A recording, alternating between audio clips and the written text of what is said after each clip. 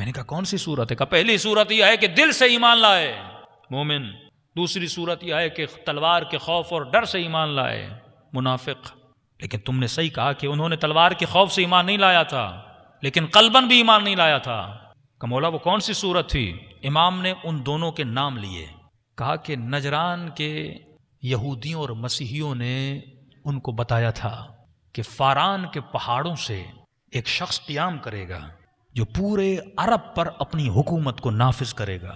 تو ان کا جو ایمان تھا وہ ایمان طمع اور حرص والا ایمان تھا کہ جب یہ نبی بنے گا اور دنیا سے جائے گا، کہ پہلے سے انہوں نے پلان بنایا ہوا تھا، بڑی گہری ان کی نگاہیں تھیں۔ یہ پورا خمسہ میرا سنیے۔ کعب خلیفہ ثانی جناب عمر کے وزیر اور مشیر دیکھیے آپ، 4 ایسی شخصیات ہیں جو رسول کے زمانے میں یہودی تھے۔ ابو ہریرہ یہودی تھا، کعب الاحبار یہودی تھا، منبر رسول سے حدیث نبی کو نقل کرنے پر پابندی ہے۔ میں نے کہا شیعوں پر پابندی نہیں، سب سے پہلی پابندی امت نے اپنے رسول پہ لگائی تھی کہ اگر کوئی نبی کا فرمان پڑے گا تو FIR کٹ جاتی تھی۔ 100 سالوں تک قال رسول اللہ پر پابندی تھی، لیکن جمعے کے خطبوں کے بعد اور جمعے کے خطبوں سے پہلے جناب کعب الاحبار کو اجازت تھی، وہ منبر رسول پہ آتا تھا اور بنی اسرائیل کے قصے سناتا تھا، جس کی وجہ سے اسرائیلیات کا ایک بہت بڑا سبجیکٹ ہے جو مسلمانوں میں پیدا ہوا۔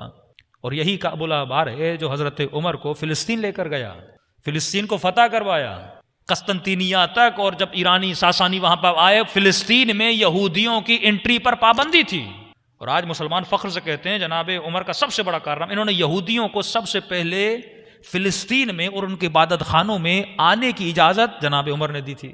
مشورے کون دیتا تھا؟ کعب الاحبار۔ اور جب یہ مدینے سے جا رہا تھا فلسطین تو ابن عباس نے جناب ابابکر عمر نے کہا کہ مسلمان ہو جا۔ کیوں نہیں مسلمان ہو رہا؟ کہا نہیں ہوں گا۔ کیوں نہیں ہوگے؟ کہا کیونکہ سورہ جمعہ میں اللہ نے ہمیں گالی دی ہے کہ اولئک کالحمار، یہ گدھے جیسے ہیں، خدا تمہارا خدا ہمیں گدھا کہہ رہا ہے، ہم نہیں ہوں گے مسلمان۔ اور 4-5 مہینوں کے بعد واپس آتا اور کہتا میں مسلمان ہونا چاہتا ہوں۔ کیا گیا تھا وہاں کرنے؟ کیا سوچ کے واپس آیا تھا؟ حضرت عمر کو وہاں لے کر جاتا ہے، یہودیوں کی پابندی ہٹواتا ہے۔ اور میں نے کسی اہل سنت کے عالم کو کہا، میں نے کہا آپ کو پتا ہے جناب عمر کے مرنے سے 3 دن پہلے کعب الاحبار حضرت عمر کے پاس آتا ہے اور کہتا ہے کہ آپ 3 دن کے بعد مر جاؤ گے۔ میں نے کہا اسے کیسے پتا وہ مر جائیں گے؟ تو میں نے کہا یقیناً پلان بھی اسی نے بنایا ہوگا۔ جناب عمر ان پہ بہت ایمان رکھتے تھے، ان کو کہتے تھے یہ پیشگو ہیں، یعنی یہ جو بتاتے ہیں وہ ہوتا ہے۔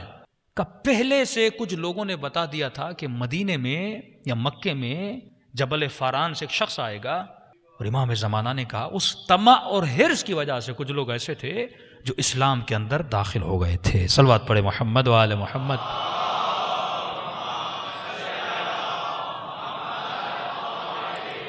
صدیوں تک ہم سقیفہ پڑھتے رہے ہیں، صدیوں تک ہم کربلا آپ کو سناتے رہے ہیں۔ وجہ کیا ہے کربلا کے سنانے کی؟ وجہ کیا ہے سیدہ کے شہادت کو سنانے؟ ہر سال آپ آتے ہو سیم شہادت سنتے ہو چلے جاتے ہو، ہر سال آتے ہو سیم خیبر سیم خندق۔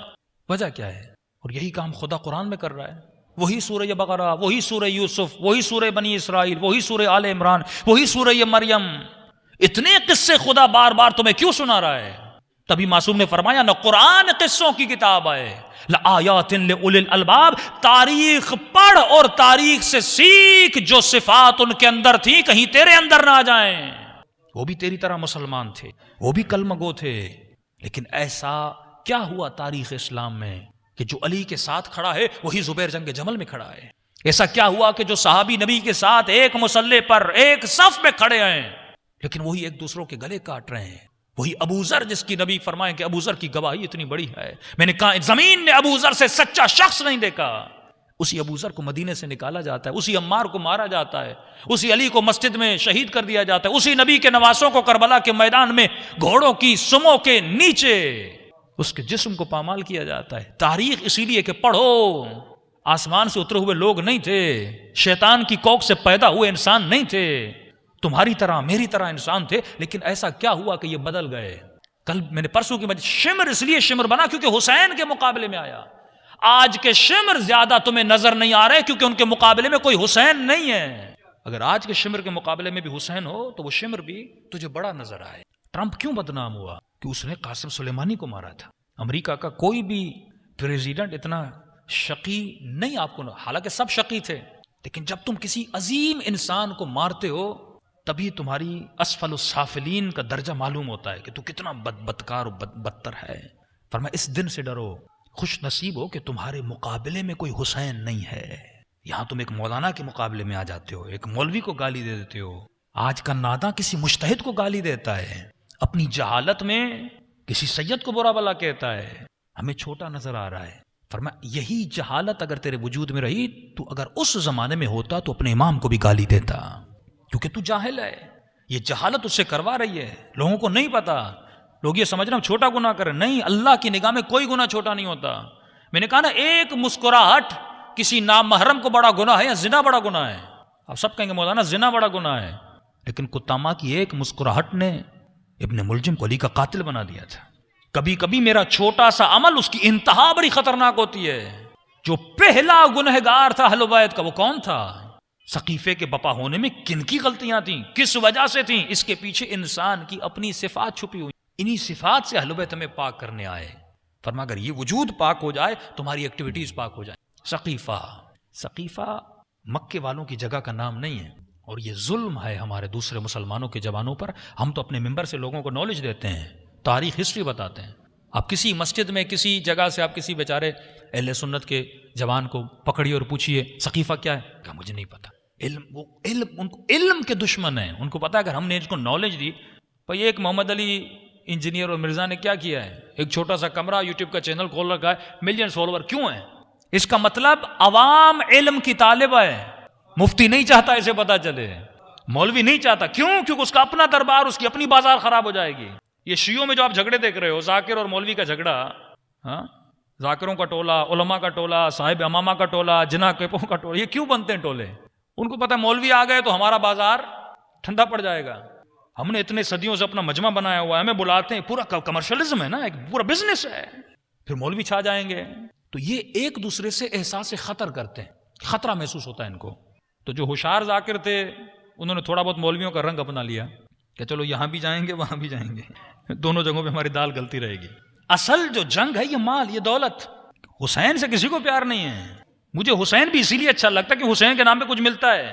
جب کمرشلزم، جب مٹیریلزم انسان کے وجود میں آ جائے، یہی جنگ تھی، یہی تاریخ سے جنگیں چلتی آ رہی ہیں۔ فرعون کی کیا دشمنی ہے موسیٰ سے، نمرود کی کیا دشمنی ہے ابراہیم سے، ان لوگوں کی کیا دشمنی علی سے، امیر شام کی کیا دشمنی علی بن ابی طالب سے۔ تخت، حکومت، پیسہ، شہرت، مال، یہی وہ چیزیں ہیں جس نے انسان کو تباہ و برباد کر دیا۔ سقیفہ ایک ایسی جگہ ہے جو مقام تھا، بیٹھک تھی۔ سقیفہ ایک بیٹھک ہے جس کو کہتے ہیں صاحباں، ایک ایسی بیٹھک تھی مہاجرین کی نہیں، انصار کی۔ مکے والے تھے مہاجرین، مدینے والے تھے انصار، یہ ان کی بیٹھک تھی۔ جس طرح یہاں کی انجمن، وہاں کی انجمن، وہاں کی انجمن، کراچی میں کوئی فیصلہ ہوتا ہے تو بیٹھکیں ہوتی ہیں، اب نیکسٹ لیڈر کون ہوگا، نیکسٹ رہبر کون ہوگا۔ تو انہوں نے بیٹھک لگائی، رسول خدا بیمار ہیں اور رسول کا انتقال ہو گیا، روز بٹھاتے تھے۔ ان کو یہ خوف کہ ہمارے اوپر قریش میں سے کوئی، امید بن عزید جو رہبر تھے، دو قبیلے تھے، اوس و خزرج۔ اوس کے جو رہبر تھے وہ امید بن عزید، خزرج کے جو رہبر تھے وہ سعد بن عبادہ۔ جیسے جناب عمر، جناب ابا بکر اور جناب ابو عبیدہ جراح، تین رسول کے صحابی، ان کو پتا چلا کہ انہوں نے سقیفے میں ایک بیٹھک لگائی ہے، اور اگر ہم نے دیر کی تو یہ کسی کو خلیفہ بنا دیں گے، تو بقول ان کے کہ امت میں ایک فتنہ کھڑا ہو جائے گا۔ تو یہ جلدی سے وہاں پہنچے، یعنی رسول کا انتقال ہوا، علی دفن و کفن میں مشغول ہیں، امت میں یہ جھگڑا ہے کہ رسول چلے گئے، اب کون ہمارے اوپر حاکم ہو جائے گا۔ وہ عرب کا معاشرہ جو قبیلوں میں، جو عشیروں میں بٹا ہوا تھا، مختلف قبیلوں میں، یعنی آپ کو یہ نہیں پتا، ایک اونٹ پر 70 سال یہ لوگ لڑتے تھے، اتنے جاہل تھے۔ اب دو قبیلوں کے لوگ بیٹھے ہوئے ہیں۔ جناب عمر فرماتے ہیں کہ جب میں جا رہا تھا سقیفے کی طرف، کنت ازور فی نفسی، میں اپنے اندر سوچ رہا تھا کہ جب سقیفے میں جاؤں گا، یہ لوگ ایک رہبر بنا رہے ہیں، تو میں ایک نقشہ بنا رہا تھا کہ وہاں جا کے قریش میں سے ہم کسی کو خلیفہ بنا، سوچ ہی رہا تھا۔ لیکن جب وہاں پہنچا تو جناب ابا بکر نے میرے ہاتھ کو پکڑ لیا، جو پھر وہی بات کہ جناب عمر شارٹ ٹیمپر والے تھے، بہت جلدی غصے میں آ جاتے تھے کہ یہاں پہ غصہ ہمارا کارآمد نہیں ہوگا۔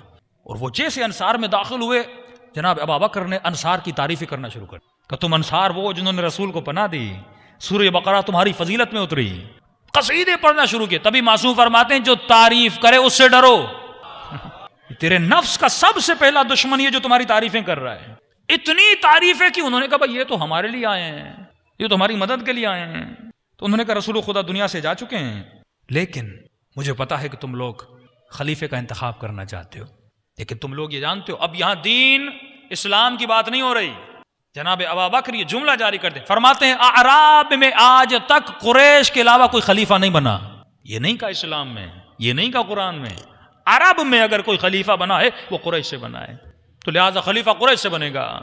یہاں پہ انصار نے کہا کہ نہیں، ایسا نہیں ہو سکتا کہ آپ ہمارے اوپر خلافت کرو.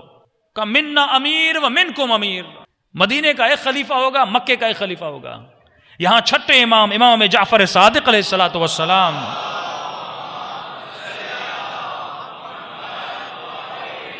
امام فرماتے ہیں اگر انصار یہ جملہ نہ کہتے تو علی خلیفہ بن جاتے. قصور انصار کا تھا کہ 72 دن نہیں گزرے تھے، علی کے ہاتھوں پہ جا کے بیعت کی تھی. مرد خاتون نے علی کے ہاتھوں پہ بیعت کی. 72 دن رسول کو نہیں گزرے تھے، لیکن بھول گئے اپنے قبیلے کے تعصب میں، کیونکہ علی بھی آئیں گے تو علی کہاں سے ہوں گے؟ قریش سے ہوں گے، علی انصار سے تو نہیں ہیں. کہ منا امیر منکم امیر. اب یہ جملہ کہنا تھا. کبھی کبھی ایسا ہوتا ہے آپ کوئی علمی بحث چل رہی ہوتی ہے اور اس میں ایسا جملہ کہہ دیتے ہو جو فضول جملہ ہوتا ہے، تو ایسے ہوتا ہے آپ گیند اگلے کی گراؤنڈ میں ڈال دیتے ہو. یہ کہنا تھا.